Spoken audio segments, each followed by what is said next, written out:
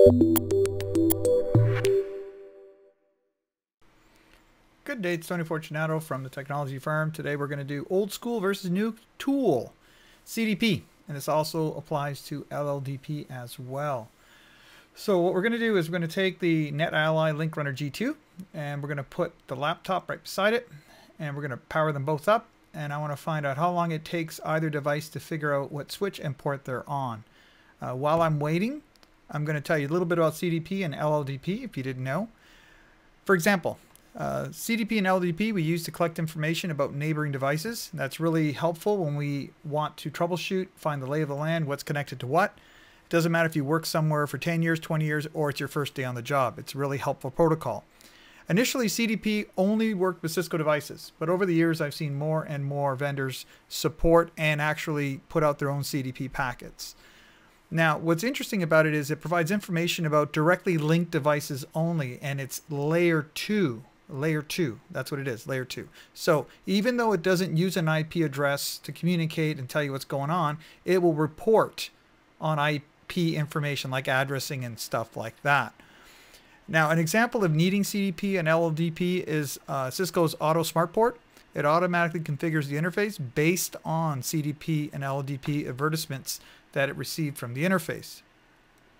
Devices such as IP phones will learn about the voice VLAN configuration by using these or listening for these advertisements.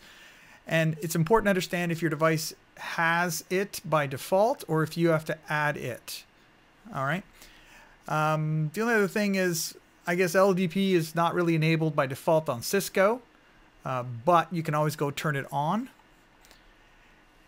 And back to our test here. So it took 49 seconds for the LinkRunner to figure out what switch port he's on. The device on the right, the laptop, is just running Windows and Wireshark, nothing else installed on it.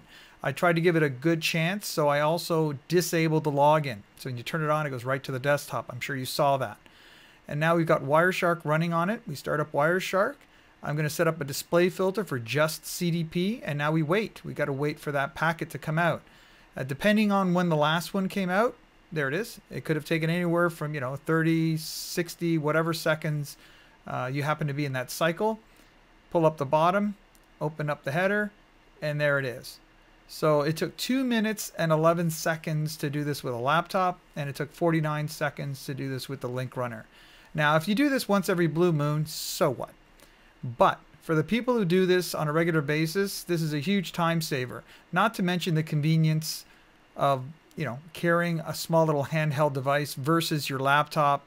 You turn it on. I've had cases where I turn it on, it's doing an update, stuff gets messed up, and all that inconvenient nonsense preventing you from actually doing your job. So that's it. That's it, folks. I hope you enjoyed that. Have a good day. Bye for now.